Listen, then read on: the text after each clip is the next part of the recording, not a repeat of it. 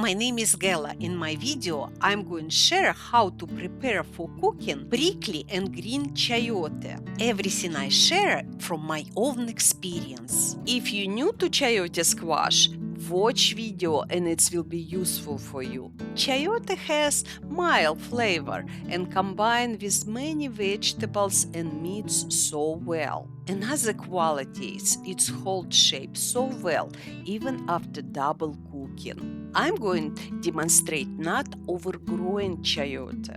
This seed doesn't need to be removed before cooking and it's perfectly edible. As you can see, it's so easy to break up. If skin easy to break, as I show you in the video, you don't have to peel chayote before cooking.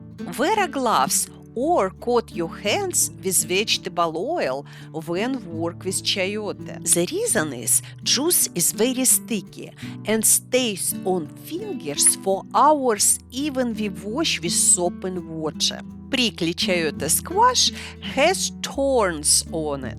To my taste, prickly chayote has better flavor and also crunchier texture. If we compare it to green chayote, peel prickly chayote before cooking. The reason is spines not going soften after cooking. It can be lost easy in a soft meat. To peel prickly chayote, I need to hold it with towel to protect my hands. Cut the bottom for stability on the cutting board.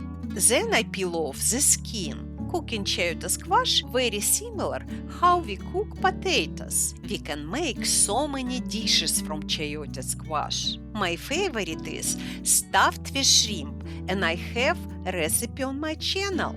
We can use chayote to make salads, to make soups. It is so good in vegetable stir fry. If you have a lot, preserve it for winter. We can also make dessert from chayote squash. I saw so many recipes in Louisiana cookbooks. Thank you so much for watching and please remember to subscribe so you don't miss my new videos.